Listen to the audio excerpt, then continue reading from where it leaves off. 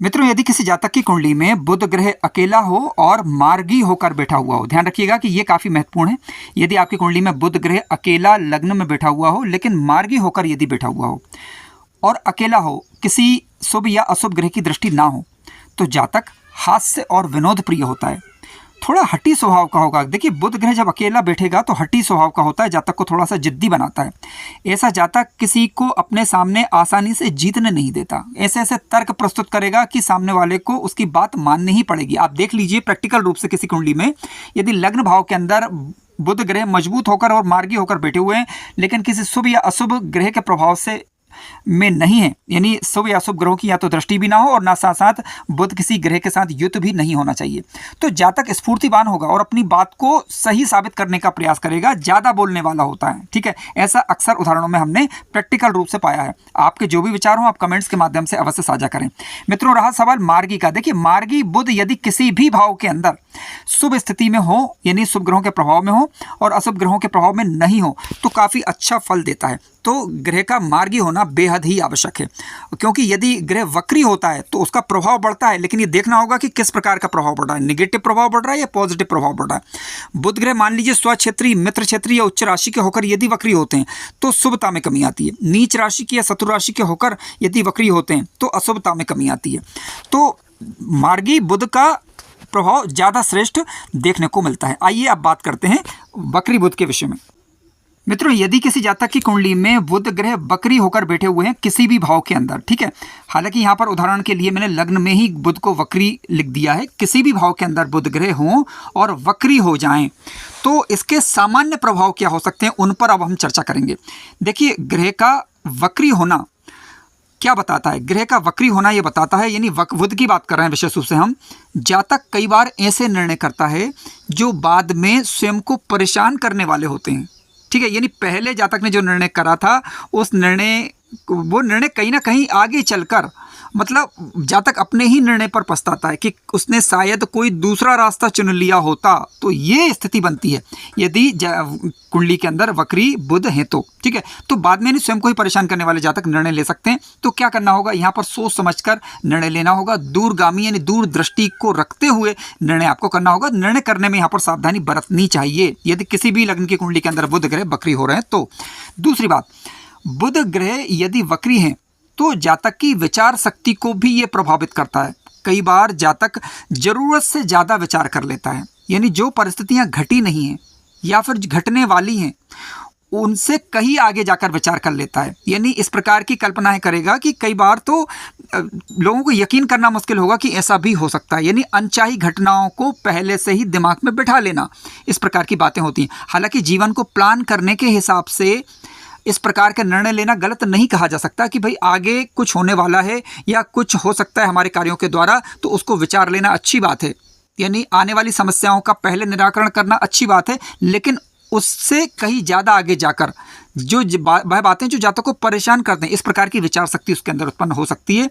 तो इसलिए अधिक ना विचारें, उतना ही विचारें जितना जरूरी हो, और लीगल तरीके से आप काम कर रहे हैं अच्छी बात है, लेकिन ज़रूरत से ज़्यादा विचार लेना भी कई बार थोड़ा सा परेशान करने वाला होता है। तो ज़रूरत से ज़्यादा विचार शक्ति जातक की रह सकती है, इस प्रकार की स्थिति बताता है।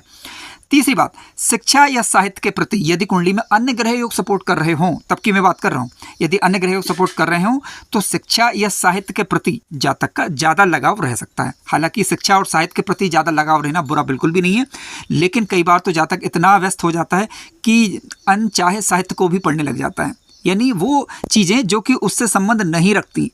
हालांकि इनका उद्देश्य जो है वो कहीं ना कहीं ज्ञान को हासिल करना होता है, लेकिन कई बार जो है वो इतना समय व्यर्थ कर देते हैं, या जिस समय आवश्यकता नहीं होती उस ज्ञान को भी वह हासिल करने का प्रयास करेंगे। कई बार तो कार्य कुछ कर रहे हैं, ठीक है, लेकिन कार्य करना कुछ है और कर कुछ रहे हैं। ठीक है, यानी वर्तमान कार्य की कह सकते वर्तमान कार्य की जरूरत को छोड़ते हुए वो कार्य करना जो कि वर्तमान में आवश्यक नहीं है। ठीक है, तो उनके प्रति भी जातक का ज़्यादा लगाव रहता है। इस प्रकार की स्थितियां क्रिएट करते हैं। तो यहाँ पर सावधानी ये रखना चाहिए कि जो जरूरी हो वही शिक्षा आप हासिल करें, और जब आप खाली समय में बैठे हुए हों तब अपने ज्ञान को विस्तार दे सकते हैं। इसके अलावा अगला ये है कि लेखन कार्य कर रहे हों आप या संपादकीय कार्य कर रहे हों तो उनके प्रति झुकाव ये पैदा करता है। कहीं ना कहीं जातक की लेखनी शक्ति अच्छी हो सकती है, इसके द्वारा संपादकीय कार्यों को बेहतर तरीके से जातक कर पाते हैं तो ये अच्छा ही कहा जाएगा।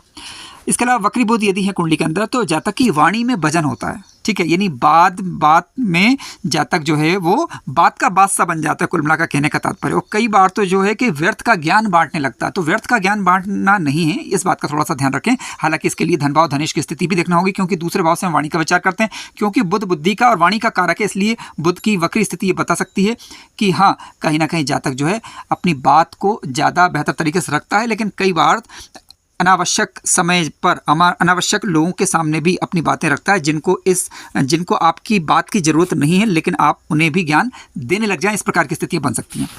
वक्री बुध यदि कुंडली के अंदर बन रहा है तो वक्री बुध वाला व्यक्ति जो है आखिरी समय में भी अपना निर्णय बदल सकता है। ये आप इसे अच्छे रूप में भी मान सकते हैं, क्योंकि देखिए कई बार क्या होता है जातक गलत निर्णय लेता है, लेकिन अंत में उसे समझ में आ जाता है कि नहीं, उसके द्वारा निर्णय लिया गया निर्णय सही नहीं था, तो आखिरी में निर्णय बदल सकता है।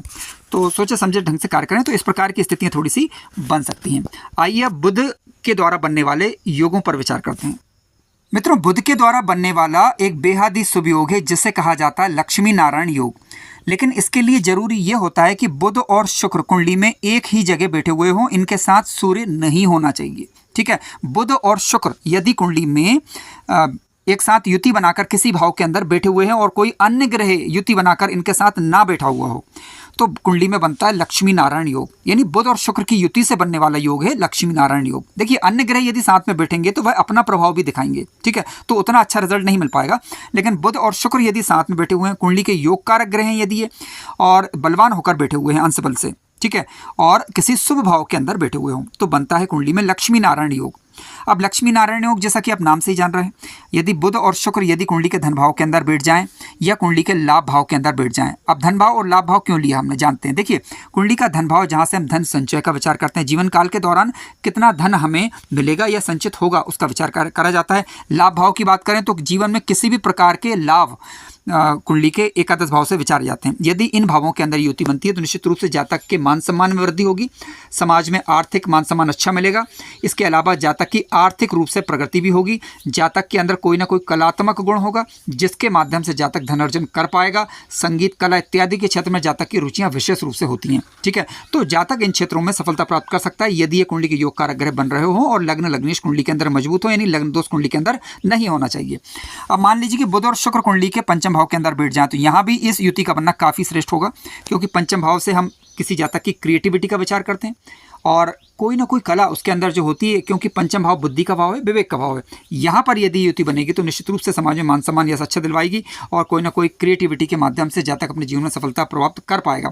बुध और शुक्र की युति दूसरे भाव के अंदर बन रही है तो जातक अच्छा प्रवक्ता हो सकता है। 10th हाउस के अंदर बन रही है तब भी जातक अच्छा प्रवक्ता हो सकता है और कोई ना वह अपनी कला का प्रयोग जो है वो अपने रोजगार के क्षेत्र में भी कर पाएगा। विशेष रूप से यदि बुध और शुक्र की युति दसम भाव के अंदर बन जाए या दसम भाव से संबंध बना ले। आप देखिए दसम भाव से संबंध तब होगा कि जब ये युति कुंडली के चतुर्थ भाव के अंदर बनेगी। छठे भाव के अंदर भी युति को मैंने काफ़ी अच्छा पाया है और छठे भाव के अंदर भी ये युति बन जाती है तो जातक विदेश में भी जा सकता है, दूरस्थ स्थानों में भी जातक सफलता प्राप्त कर सकता है। इसके लिए देखना होगा भाग्येश की स्थिति, लग्नेश की स्थिति और बुध और शुक्र किस स्थिति में, ये आपको थोड़ा सा विचार करना होगा। यानी कुंडली में विदेश जाने के योग है या नहीं, इस प्रकार की स्थितियों को विचारने के बाद कर सकते हैं। लेकिन हाँ, यदि अन्य ग्रह योग सपोर्ट करें तो बुध और शुक्र की युति जो है सामान्यतः अच्छा फल देती है। आइए अब अगले योग पर विचार करते हैं। मित्रों आइए अब बात करते हैं बुधादित्य योग के विषय में। देखिए बुधादित्य योग लगभग अधिकतर कुंडलियों के अंदर बनता है, ऐसा आपने भी देखा होगा। लेकिन ध्यान रखिएगा कि सूर्य और बुध जब युति बनाते हैं तो बुधादित्य योग का निर्माण तो करते हैं, लेकिन हमें ये देखना होगा कि ये युति किस भाव में बन रही है, किन राशियों में बन रही है, कुंडली में योग कारक ग्रह है या नहीं, कोई ग्रह नीच राशि का है या नहीं। तो आइए समझते हैं। मित्रों बुध और सूर्य यदि किसी भाव के अंदर एक साथ बैठे हुए हों तो इसे कहा जाता है बुधादित्य योग। यदि यह युति लग्न भाव के अंदर बनती है तो काफ़ी अच्छा फल देगी, क्योंकि लग्न भाव से जातक के व्यक्तित्व का विचार करते हैं। कुंडली के पंचम भाव में बनती है तो जातक की विवेक बुद्धि का विचार, क्योंकि हम पंचम भाव से करते हैं तो अच्छा फल देगी। सप्तम भाव के अंदर ये युति बनती है तो वैवाहिक जीवन को छोड़कर बाकी अन्य जगह जो है ये युति काफ़ी अच्छा प्रभाव दे सकती है, ठीक है, क्यों? क्योंकि इसकी जो 7वीं दृष्टि होगी वह लग्न भाव पर ही होगी। अष्टम भाव के अंदर बनती है, तो जहाँ तक रिसर्च इत्यादि का विचार करना हो, विदेश सेटलमेंट का विचार करना हो, तो अष्टम भाव से देखा जाता है, तो यहाँ पर भी युति काफ़ी अच्छा फल देती है। दसम भाव के अंदर ये युति बनती है तो काफ़ी अच्छा फल देती है। लाभ भाव के अंदर बनेगी तब भी काफ़ी अच्छा फल, और उसके अलावा कुंडली के एकादश भाव के दूसरे भाव के अंदर ये युति बनती है तब भी काफ़ी अच्छा फल देती है। किस प्रकार के फल मिल सकते हैं, आइए विचार करते हैं। देखिए, यदि लग्न भाव, पंचम भाव या फिर अष्टम भाव में ये युति बनती है तो जातक की वाणी कौशल क्षमता अच्छी होगी। इसके अलावा जातक रिसर्च इत्यादि के क्षेत्र में आगे बढ़ सकता है।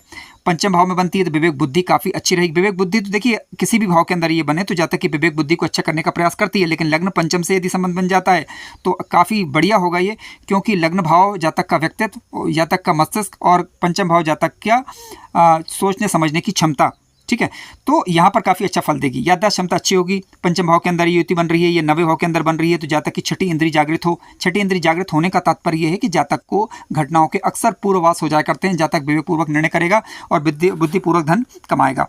धन भाव के अंदर या एकादश भाव के अंदर बनती है तब भी समाज में मान सम्मान यश अच्छा करती है, सरकारी क्षेत्र इत्यादि में लाभ दे सकती है। दसम भाव के अंदर युति बन जाए तब तो सूर्य और बुध की युति के अच्छे फल इस बात पर निर्भर करेंगे कौन सी राशि में बन रही है। समझ लेते हैं। देखिए, अब यहाँ पर तुला राशि का सूर्य नहीं होना चाहिए और इसके अलावा मीन राशि का बुध नहीं होना चाहिए, क्योंकि इन दोनों राशियों में, क्योंकि तुला में सूर्य नीच का और मीन में बुध ग्रह नीच का होता है। यदि सूर्य नीच राशि का मान लीजिए हो गया है तो आप देखिए डिग्री वाइज अंश बल कितना है। यदि सूर्य का अंशात्मक रूप से बल 10 डिग्री से ज़्यादा है तो इसका तात्पर्य है कि वो नीच के अंश से ग्रह ऊपर उठ गया।